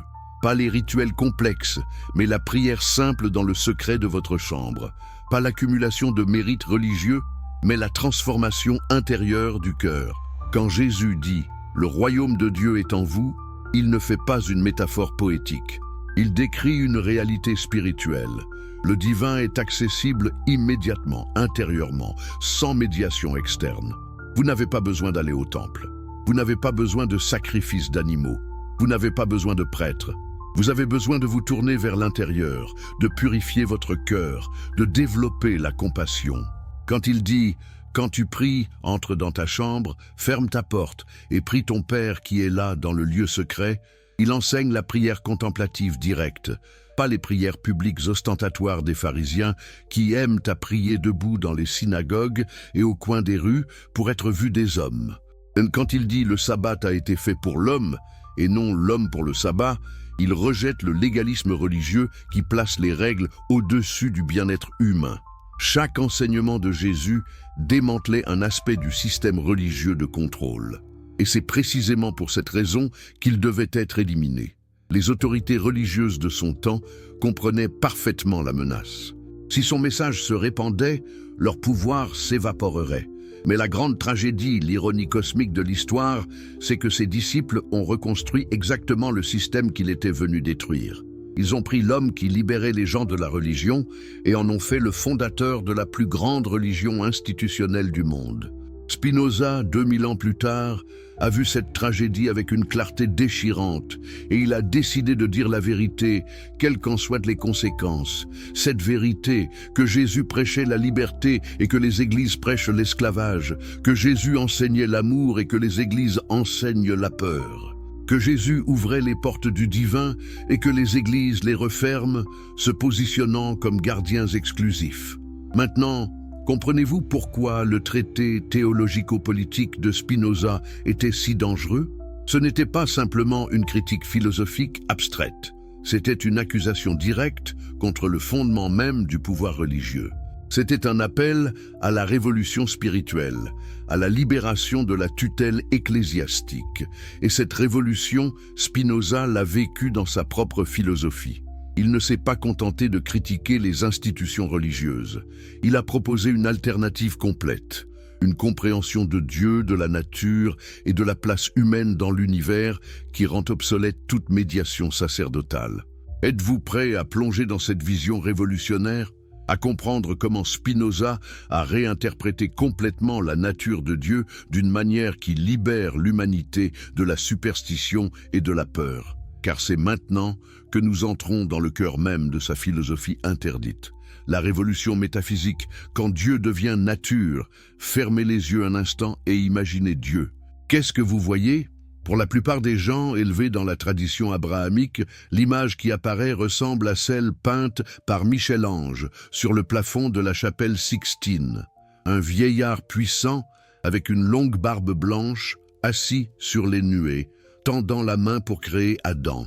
C'est Dieu comme personne, Dieu qui pense, qui décide, qui juge. Dieu qui se met en colère quand vous péchez, qui se réjouit quand vous obéissez. Dieu qui écoute vos prières et y répond ou non selon sa volonté insondable. Dieu qui intervient dans l'histoire, envoyant des prophètes, accomplissant des miracles, guidant les événements vers un but final. Cette conception de Dieu comme personne est si profondément ancrée dans la culture occidentale qu'elle semble évidente, naturelle, incontestable. Même les athées qui rejettent l'existence de Dieu rejettent généralement cette version personnelle et anthropomorphique. Mais que se passerait-il si cette conception entière était fondamentalement erronée? Que se passerait-il si Dieu n'était pas du tout une personne, mais quelque chose d'entièrement différent? Quelque chose qui rend absurde toute prière, tout rituel, toute théologie basée sur la relation personnelle avec une divinité. C'est exactement ce que Spinoza a proposé. Et c'était si radical, si choquant pour son époque, que même aujourd'hui, 4 siècles plus tard, la plupart des gens ne peuvent pas vraiment saisir ce qu'il disait. Spinoza commence par une question simple. Qu'est-ce que Dieu? La réponse traditionnelle est que Dieu est l'être suprême, créateur de tout, existant indépendamment de sa création. Dieu était là avant l'univers, a créé l'univers, par un acte de volonté libre, et continue d'exister même si l'univers cessait d'être. Mais Spinoza voit un problème logique dans cette formulation. Si Dieu est réellement infini, absolument parfait, complètement autosuffisant, pourquoi créerait-il quelque chose d'extérieur à lui, pour combler un manque? Mais Dieu n'a pas de manque. Par plaisir? Mais Dieu n'a pas besoin de divertissement, pour manifester sa gloire. Mais à qui et pourquoi aurait-il besoin de reconnaissance? Plus fondamentalement, si quelque chose existe en dehors de Dieu, alors Dieu n'est pas vraiment infini. Car l'infini, par définition, inclut tout. S'il y a quelque chose que l'infini n'inclut pas, alors il n'est pas infini mais limité. Donc, raisonne Spinoza avec une logique implacable. Si Dieu est vraiment infini, alors tout doit être en Dieu. Il ne peut rien y avoir d'extérieur à Dieu. L'univers ne peut pas être la création de Dieu dans le sens d'un produit séparé de son créateur. L'univers doit être Dieu lui-même manifesté. C'est la révélation au cœur du spinozisme. Deus sive natura. Dieu, c'est-à-dire nature. Dieu et nature ne sont pas deux choses différentes, mais deux noms pour la même réalité unique. Dieu n'est pas un être personnel séparé qui a créé la nature. Dieu est la nature dans sa totalité. Comprenez-vous ce que cela signifie? Cela signifie que tout ce qui existe est Dieu. Chaque arbre, chaque pierre, chaque étoile, chaque être humain, chaque pensée, chaque émotion. Tout est une modification de la substance divine unique. Tout est Dieu se manifestant d'infinies façons différentes. C'est ce qu'on appelle le panthéisme, du grec pan, tout, et théos, Dieu. Tout est Dieu. Ou pour être plus précis dans le cas de Spinoza, c'est le panenthéisme. Tout est en Dieu, mais Dieu n'est pas seulement la somme de toutes les choses. Dieu est la substance unique dont toutes les choses sont des modes ou des manifestations. Maintenant, vous pourriez vous demander quelle différence cela fait-il vraiment? Dieu personne ou Dieu nature, n'est-ce pas juste une question de sémantique? Non. La différence est absolument fondamentale et révolutionnaire, parce que si Dieu n'est pas une personne, alors tout change. Il n'y a plus de providence divine personnelle. Dieu ne veille pas sur vous individuellement. Dieu n'a pas un plan spécial pour votre vie. Les choses ne se produisent pas pour une raison dans le sens d'un dessein divin. Elles se produisent parce que les causes naturelles les produisent nécessairement. Il n'y a plus de prière efficace au sens traditionnel.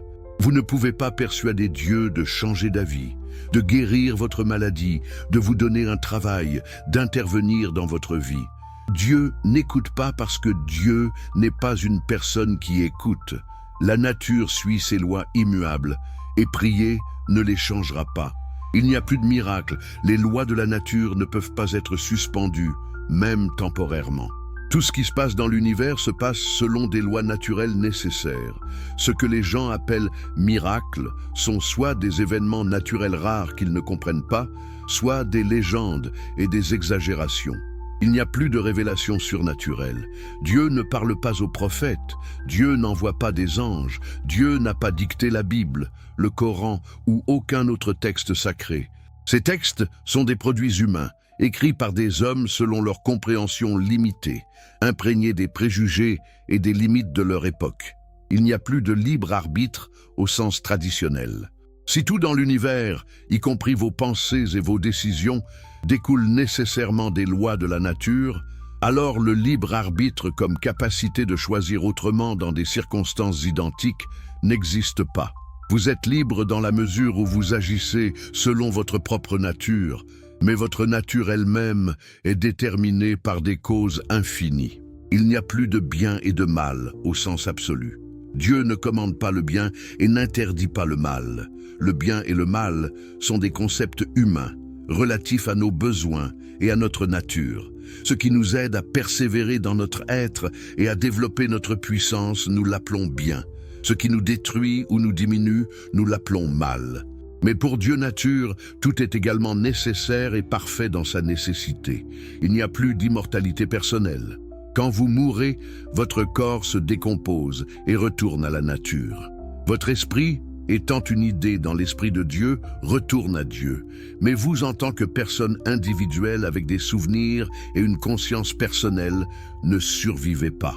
L'immortalité, dont parle Spinoza, est participation éternelle à la substance divine, pas continuation de l'ego personnel.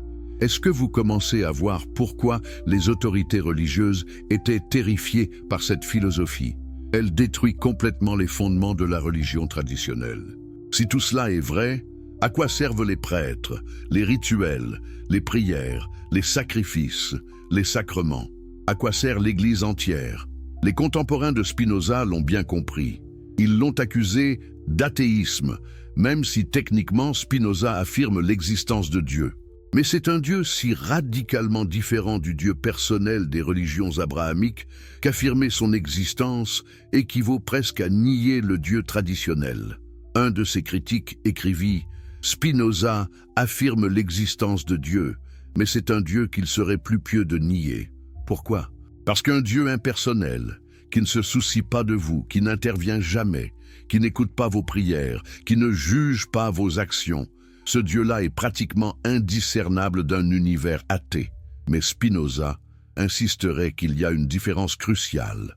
Comprendre que vous êtes un mode de Dieu, que votre essence même est divine, que vous participez à la substance éternelle et infinie, cela transforme complètement votre relation à l'existence.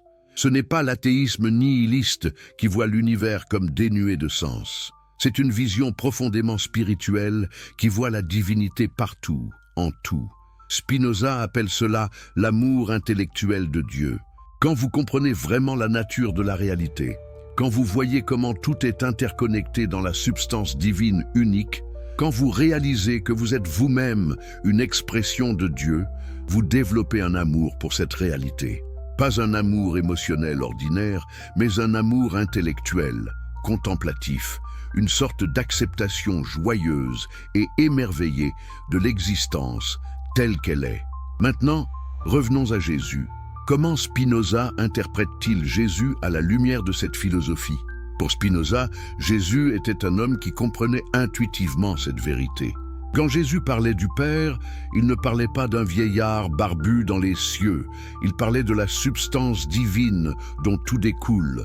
Quand il disait « Le Père et moi sommes un », il n'affirmait pas une identité personnelle unique avec Dieu, mais la même unité que tout être humain peut réaliser en comprenant sa véritable nature.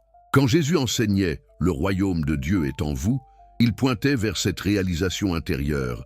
Vous n'avez pas besoin de chercher Dieu ailleurs, dans les temples ou dans les cieux. Dieu est la réalité même de votre être. Vous êtes déjà en Dieu et Dieu est en vous. Il vous suffit de le réaliser. La tragédie, selon Spinoza, c'est que les disciples de Jésus n'ont pas compris ce message philosophique profond. Ils l'ont interprété de manière littérale et personnelle. Quand Jésus parlait de son union avec le Père, ils ont pensé qu'il affirmait être littéralement le Fils unique de Dieu, de nature divine. Quand il accomplissait des guérisons, ils ont pensé que c'était des miracles surnaturels plutôt que des manifestations de force naturelle qu'il comprenait mieux que les autres. Spinoza écrit que Jésus a dû adapter son enseignement au niveau de compréhension de son audience. Les gens de son époque pensaient en termes de dieux personnels, de miracles, d'anges et de démons. Jésus a utilisé ce langage, mais pour ceux qui avaient des oreilles pour entendre, le message sous-jacent était celui de l'unité divine de toute réalité. C'est une interprétation audacieuse, controversée. Les théologiens chrétiens l'ont violemment rejetée. Comment Spinoza ose-t-il réduire Jésus-Christ, le Fils de Dieu incarné, à un simple philosophe qui comprenait bien la métaphysique? Mais pour Spinoza, c'était rendre à Jésus un plus grand honneur. Parce que faire de Jésus une exception miraculeuse, un être d'une nature complètement différente de tous les autres humains, c'est en fait le diminuer. C'est dire que son enseignement ne s'applique pas vraiment à nous. Nous ne pouvons jamais être comme lui, nous ne pouvons que l'adorer de loin. Mais si Jésus était un homme qui a réalisé sa nature divine, alors nous pouvons tous faire de même. Sa vie devient un exemple à suivre, pas une idole à adorer. Son message devient une invitation à la transformation personnelle, pas un dogme à croire. C'est exactement ce que les premiers chrétiens gnostiques enseignaient. L'évangile de Thomas rapporte Jésus disant « Celui qui boira de ma bouche deviendra comme moi, et je deviendrai lui, et les choses cachées lui seront révélées. » Jésus ne se présente pas comme unique et inaccessible, mais comme un maître montrant à ses disciples comment atteindre le même état de réalisation. Mais cette interprétation a été supprimée par l'Église orthodoxe précisément parce qu'elle était trop démocratique, trop libératrice. Si tout le monde peut devenir comme Jésus, pourquoi aurions-nous besoin d'une hiérarchie ecclésiastique? Pourquoi aurions-nous besoin de sacrements spéciaux? Pourquoi aurions-nous besoin de prêtres comme intermédiaires? Non, il était bien plus pratique pour l'institution religieuse naissante de faire de Jésus un être unique, le Fils unique de Dieu, de nature divine, accomplissant des miracles impossibles pour les humains ordinaires. Cela justifiait la création d'une classe sacerdotale spéciale, avec des pouvoirs spéciaux. Cela justifiait l'exigence d'obéissance à l'autorité ecclésiastique. Cela justifiait toute la structure de pouvoir. Spinoza voyait tout cela avec une clarté déchirante, et il a eu le courage de le dire ouvertement, sachant très bien les conséquences. Dans une époque où dire de telles choses pouvait vous conduire au bûcher, Spinoza a écrit et publié sa critique dévastatrice de la religion organisée. Mais remarquez quelque chose d'important. Spinoza ne critique pas la spiritualité ou l'éthique. Au contraire, son système philosophique est profondément éthique. Il propose un chemin de vie basé sur la compréhension rationnelle, l'amour de la connaissance et la cultivation de la joie. C'est la religion institutionnelle avec ses dogmes, ses superstitions et ses structures de pouvoir qu'il attaque.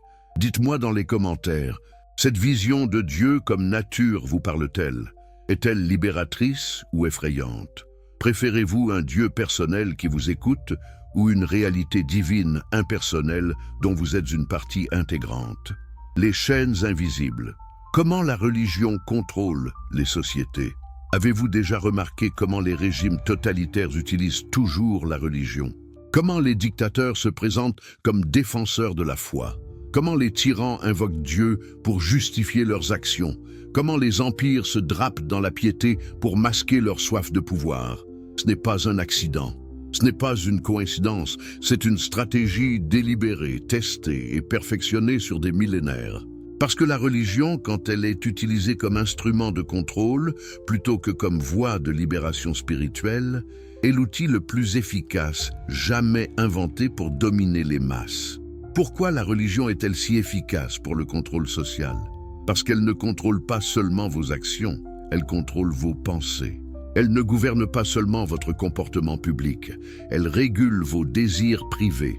Elle ne punit pas seulement vos transgressions visibles, elle vous fait vous sentir coupable pour vos pensées invisibles. Spinoza a analysé ce mécanisme avec une précision chirurgicale dans son traité théologico-politique. Il montre comment les autorités politiques et religieuses ont toujours travaillé main dans la main pour maintenir les populations dans l'obéissance. Pensez à l'Empire romain. Pendant des siècles, l'empereur était considéré comme un dieu. Les citoyens devaient offrir des sacrifices à l'empereur divin. Pourquoi? Pas parce que quelqu'un croyait vraiment que l'empereur était divin. C'était un test de loyauté politique. Refuser de sacrifier à l'empereur, c'était se déclarer rebelle à l'Empire. C'est pourquoi les premiers chrétiens étaient persécutés. Pas parce que Rome s'opposait au christianisme en tant que tel. Rome était remarquablement tolérante religieusement, accueillant les cultes de l'Égypte, de la Perse, de la Grèce. Mais les chrétiens refusaient de sacrifier à l'empereur. Ce refus était vu comme une trahison politique, et ils étaient punis en conséquence. Puis vient Constantin, et tout bascule. Constantin se rend compte que le christianisme, avec sa hiérarchie organisée et sa doctrine d'obéissance à l'autorité établie, peut être un outil parfait pour unifier et contrôler l'Empire. Soudain, le christianisme passe de religion persécutée à religion d'État. Et que se passe-t-il? En quelques décennies, l'Église et l'État deviennent indissociables. Les empereurs convoquent des conciles pour définir l'orthodoxie. Les évêques soutiennent le pouvoir impérial. Les hérétiques sont persécutés non seulement comme pécheurs, mais comme ennemis de l'État. Cette alliance entre trône et autel se poursuivra pendant plus de 1000 ans. Au Moyen-Âge, les papes couronnent les empereurs. Les rois reçoivent leur légitimité de l'Église. La théorie du droit divin des rois se développe. Les monarques gouvernent par mandat de Dieu, donc leur désobéir, c'est désobéir à Dieu lui-même. Voyez-vous le génie pervers de ce système? Si vous pouvez convaincre les gens que le pouvoir politique vient de Dieu, alors la révolte politique devient un péché religieux. La résistance aux tyrans devient blasphème contre Dieu. Vous ne combattez plus seulement des soldats terrestres, vous combattez contre Dieu lui-même. Et comment mieux convaincre les gens de cela qu'en contrôlant leur éducation religieuse dès l'enfance? Les enfants apprennent dans les catéchismes à obéir à leurs parents, à respecter l'autorité, à accepter leur place dans l'ordre social. Les sermons du dimanche martèlent le message. L'ordre établi reflète l'ordre divin. Les riches sont riches parce que Dieu les bénit. Les pauvres sont pauvres parce que c'est la volonté de Dieu. Acceptez votre sort avec résignation pieuse. Saint Paul écrit dans l'Épître aux Romains: Que toute personne soit soumise aux autorités supérieures, car il n'y a point d'autorité qui ne vienne de Dieu, et les autorités qui existent ont été instituées par Dieu. C'est pourquoi celui qui s'oppose à l'autorité résiste à l'ordre que Dieu a établi. Ce passage a été utilisé pendant 2000 ans pour justifier l'obéissance à n'importe quel régime, aussi tyrannique soit-il. Les esclaves doivent obéir à leur maître, les serfs doivent obéir à leur seigneur, les sujets doivent obéir à leur roi. Tout est institué par Dieu. Mais attendez, Jésus prêchait-il l'obéissance aveugle à l'autorité? Lui qui défiait constamment les autorités religieuses de son temps? Lui qui chassait les marchands du temple? Lui qui disait que les derniers seraient les premiers et les premiers seraient les derniers? Non, bien sûr que non. Mais les textes peuvent être interprétés de manière sélective. On choisit les passages qui servent le pouvoir et on ignore ou on réinterprète ceux qui le contestent. Jésus dit « Rendez à César ce qui est à César et à Dieu ce qui est à Dieu ». Les prédicateurs au service du pouvoir interprètent cela comme un commandement d'obéissance politique. Mais dans le contexte, c'était une réponse brillamment subversive à un piège. Les pharisiens lui demandaient s'il était permis de payer l'impôt à Rome, essayant de le coincer. S'il dit oui, il aliène les Juifs nationalistes qui détestent l'occupation romaine. S'il dit non, il peut être accusé de sédition. Jésus esquive en disant « Regardez la pièce de monnaie ». Elle porte l'image de César, donc elle lui appartient, rendez-la lui. Mais qu'est-ce qui porte l'image de Dieu, l'être humain créé à l'image de Dieu? Donc rendez l'être humain à Dieu, c'est-à-dire libérez-le des chaînes de l'oppression. Mais cette lecture subversive n'est jamais enseignée depuis les chaires des cathédrales financées par les rois. Non, on enseigne la version docile. Obéissez aux autorités terrestres en toutes choses. Spinoza démonte ce système avec une précision dévastatrice. Il montre comment la superstition est délibérément cultivée pour maintenir le peuple dans la peur et l'obéissance. Dans la préface du traité théologico-politique, il écrit « Si les hommes pouvaient régler toutes leurs affaires suivant un dessein arrêté, ou encore, si la fortune leur était toujours favorable, ils ne seraient jamais prisonniers de la superstition. » Mais souvent réduits à une extrémité telle qu'ils ne savent plus que résoudre, et condamnés par leur désir immodéré des biens incertains de la fortune, à flotter presque sans répit entre l'espérance et la crainte, ils ont naturellement l'âme encline à la plus extrême crédulité. Voyez-vous ce qu'il décrit? Les humains, face à l'incertitude et au danger, deviennent superstitieux. Ils cherchent désespérément des signes, des présages, des garanties. Et c'est exactement là que les autorités religieuses et politiques les attendent, prêtes à offrir ces garanties, mais à un prix, votre obéissance. Vous avez peur de la maladie? Nous avons des prières spéciales, des reliques miraculeuses, des rituels de guérison. Suivez nos instructions et Dieu vous protégera. Désobéissez et Dieu vous punira avec la maladie. Vous avez peur de la mort? Nous connaissons le chemin du salut éternel. Obéissez à nos commandements, assistez à nos services, payez vos dîmes et vous irez au paradis. Désobéissez et vous brûlerez en enfer pour toujours. Vous avez peur de la guerre, de la famine, des catastrophes naturelles. Ce sont des punitions divines pour les péchés de la société. Mais si tout le monde se soumet à l'ordre religieux et politique correct, Dieu apportera prospérité et paix. C'est un système de contrôle génial, parce qu'il est auto-renforçant. Quand les choses vont bien, c'est la preuve que Dieu approuve l'ordre établi. Quand les choses vont mal, c'est la preuve que les gens ne sont pas assez obéissants et doivent se soumettre davantage. Et pour ceux qui osent questionner, il y a toujours la menace de l'anathème, de l'excommunication, de l'accusation d'hérésie. Ces punitions sont terrifiantes, non pas à cause de leurs conséquences matérielles, mais à cause de leur poids psychologique. Être déclaré hérétique, c'est être mis au banc de la société, rejeté par votre famille, maudit par Dieu lui-même. Spinoza a personnellement expérimenté cette terreur. Quand il a été excommunié à 23 ans, il a perdu tout contact avec sa communauté.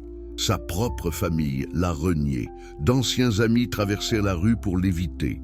Il a même survécu à une tentative d'assassinat, un fanatique essayant de le poignarder à la sortie d'une synagogue. Mais il n'a pas cédé.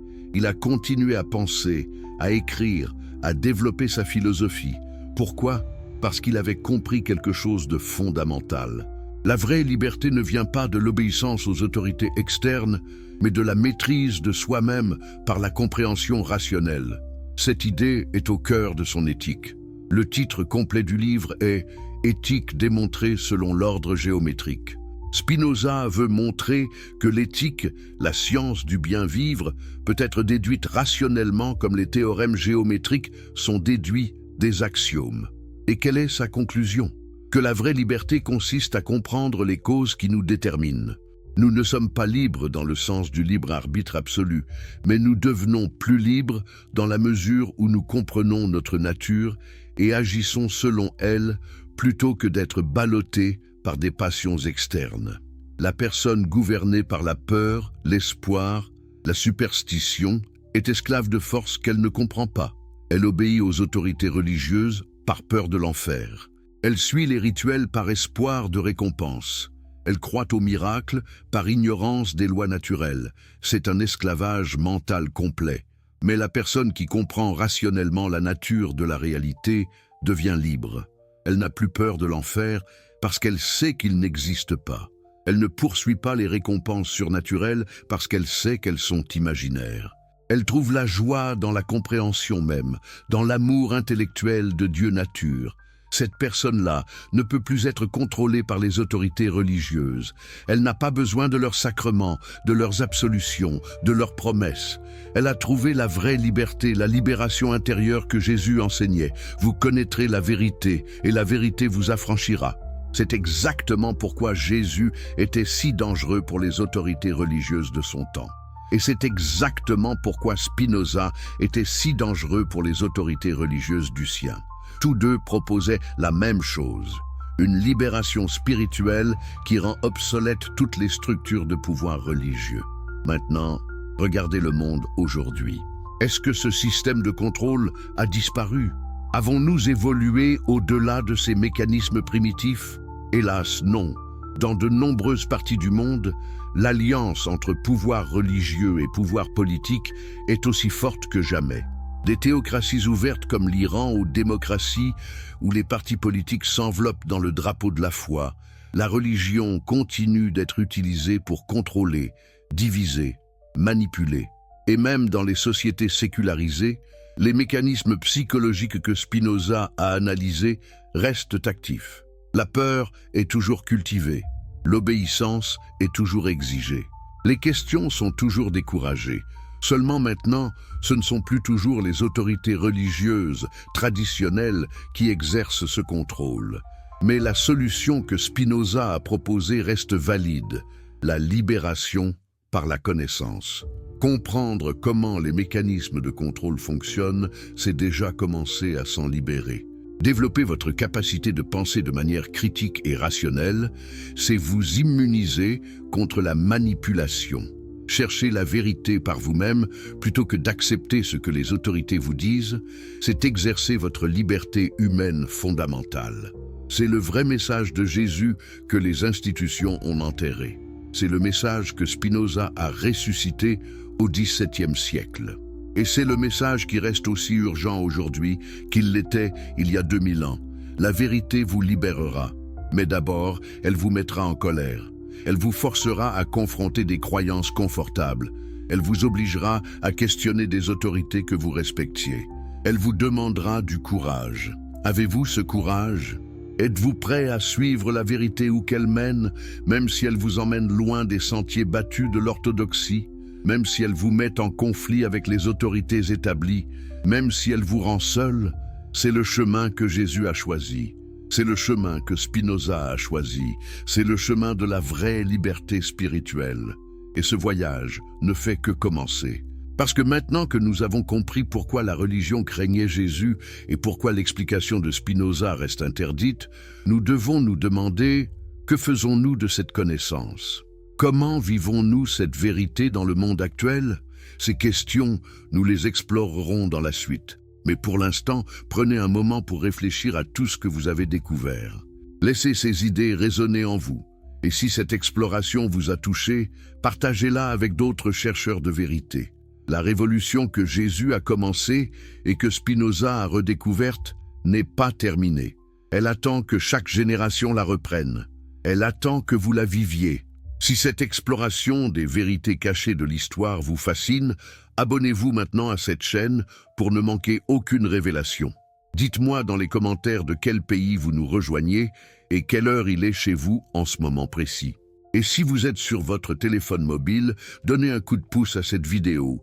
Cela aide vraiment à diffuser ces connaissances interdites à davantage de personnes qui cherchent la vérité au-delà des mensonges officiels. Le prix de la vérité, martyr de la pensée libre à travers les siècles, qu'est-ce que cela coûte de dire la vérité?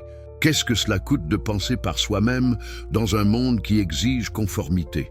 Qu'est-ce que cela coûte de regarder derrière le rideau des illusions soigneusement construites et de révéler ce que vous y trouvez?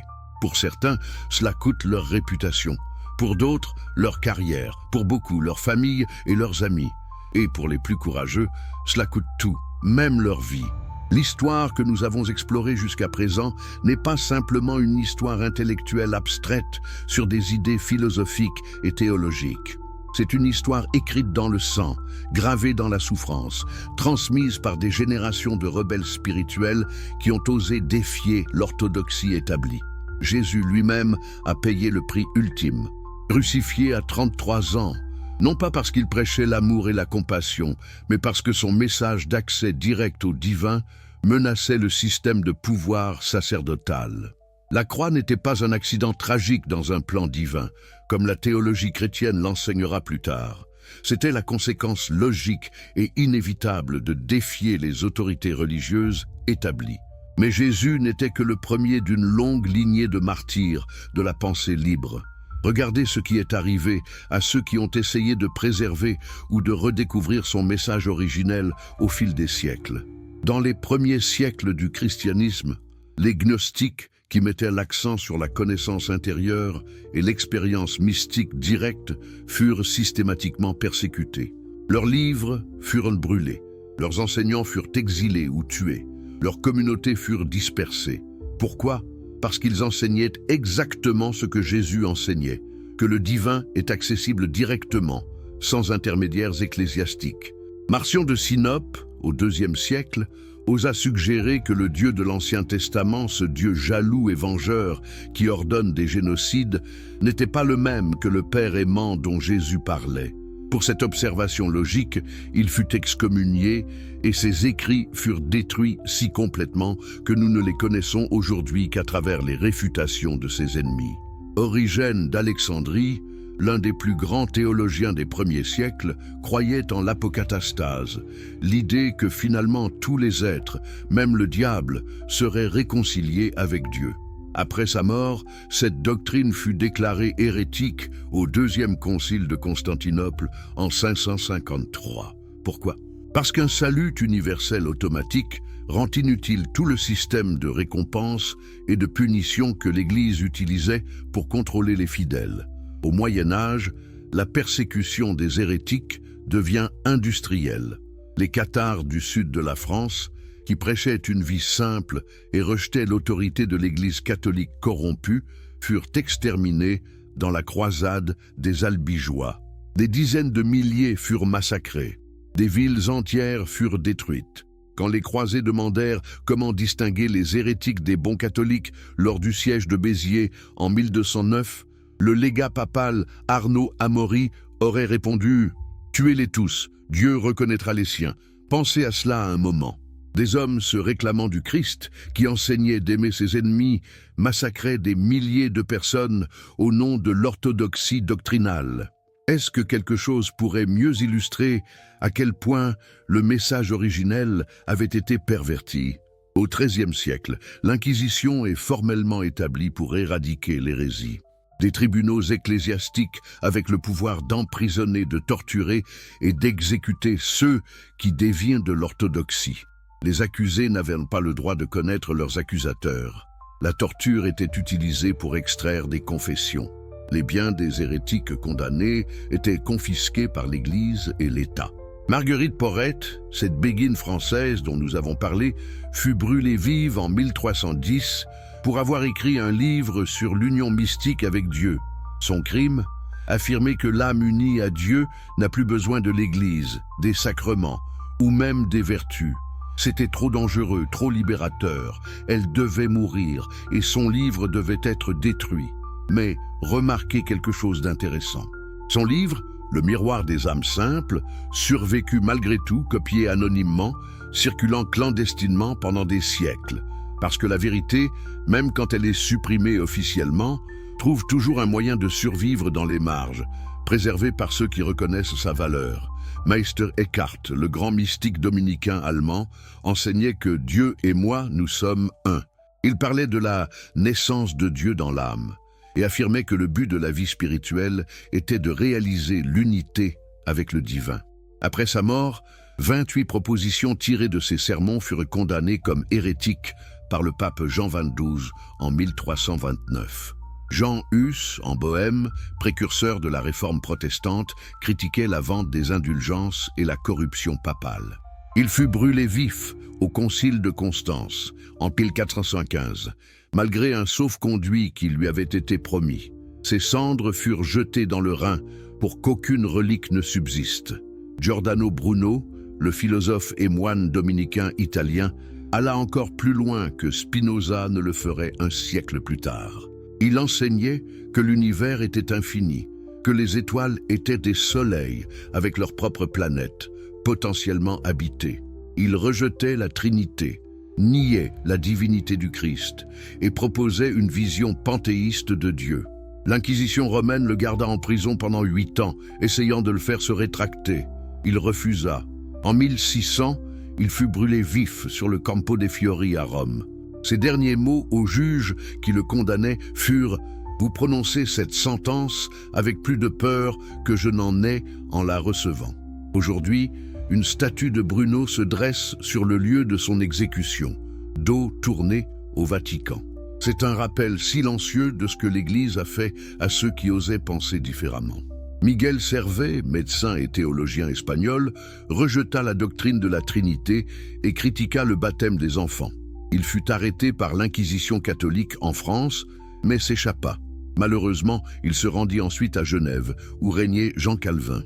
Calvin le fit arrêter, juger et brûler vif en 1553. Protestantisme et catholicisme, pour une fois unis dans leur intolérance envers la pensée hérétique. Pensez-vous que la réforme protestante a apporté plus de liberté de pensée? Dans certains domaines, oui. Luther a traduit la Bible en langue vernaculaire, permettant aux gens ordinaires de la lire.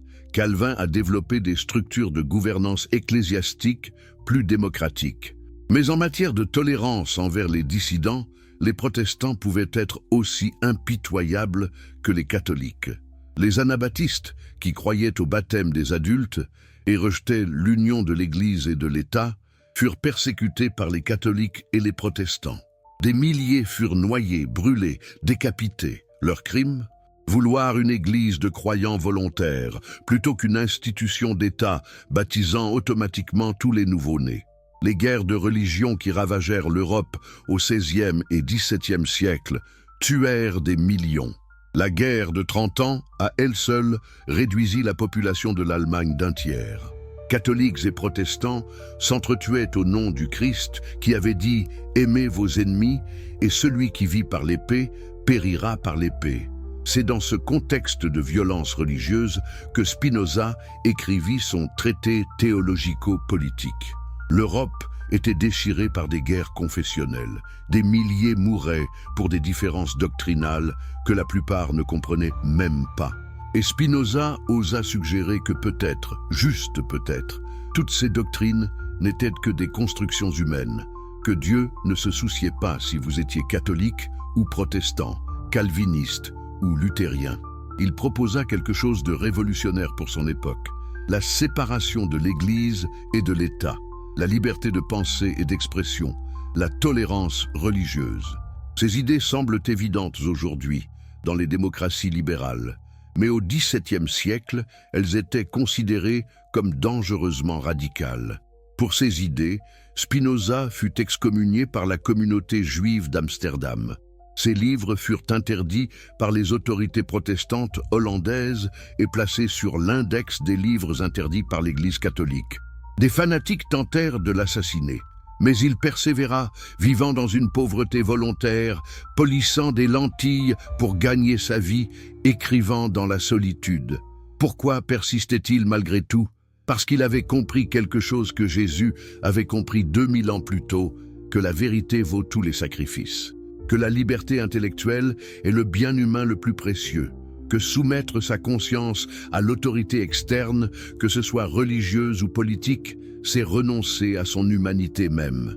Dans la préface de son éthique, il écrit « J'ai fait un grand effort pour ne pas tourner en ridicule les actions humaines, pour ne pas les déplorer ni les maudire, mais pour les comprendre. » C'était une approche révolutionnaire. Pas le jugement moral, pas la condamnation, mais la compréhension rationnelle. Et qu'a-t-il compris? Que les humains agissent selon leur nature, déterminée par des causes infinies. Que les condamner pour leurs erreurs est aussi absurde que de condamner un cercle de ne pas être un carré. Que le chemin vers l'amélioration ne passe pas par la culpabilité et la punition, mais par la connaissance et la compréhension.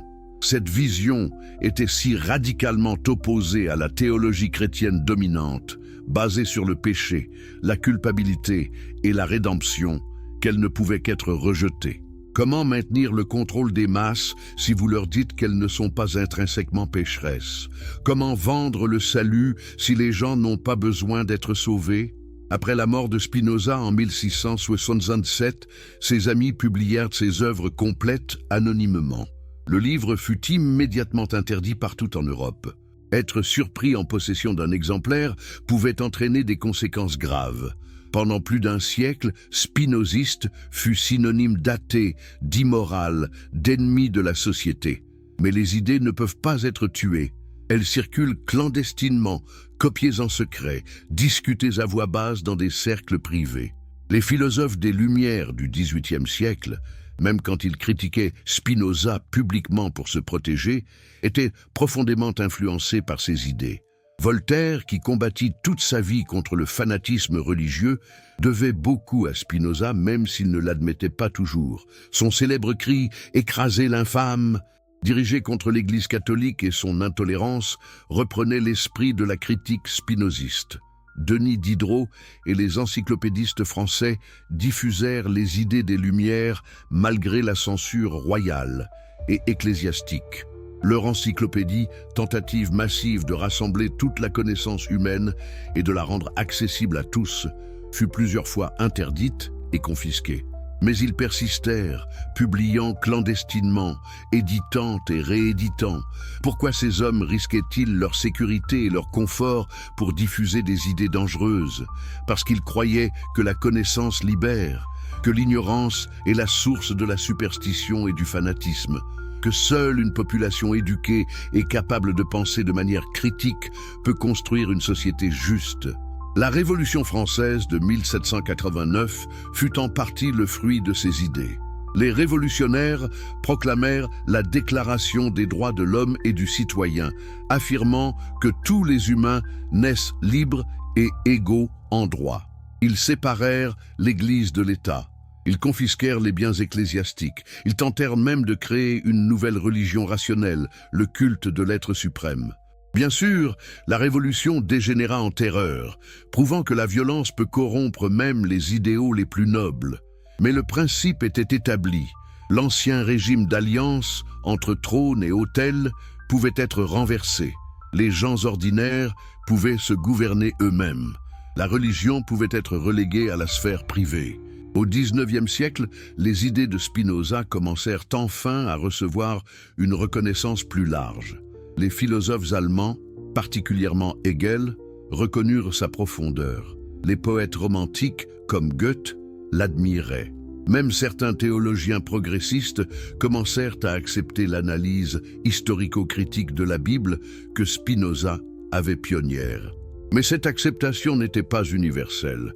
Les églises maintenaient leur opposition à toute remise en question de l'orthodoxie. Le premier concile du Vatican en 1870 proclama l'infaillibilité papale, réaffirmant l'autorité absolue de l'Église contre les tendances modernistes. Au XXe siècle, la persécution de la pensée libre prit de nouvelles formes. Les régimes totalitaires, qu'ils soient fascistes ou communistes, comprirent que le contrôle des esprits était essentiel au maintien du pouvoir.